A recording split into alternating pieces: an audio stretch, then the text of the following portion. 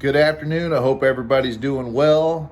I'm just excited to share. We had a fantastic time for our July Advisor Result Academy front counter workshop this past weekend here in Houston, Texas. There's some pictures to follow for you guys to check out, a little bit of what went on.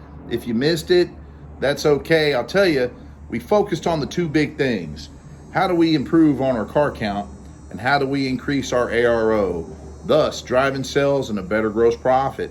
That's what we're going to be focused on going forward, and all the great tools that we as service advisors can personally impact in those two areas at the front counter. So we've got some more events coming up around the corner.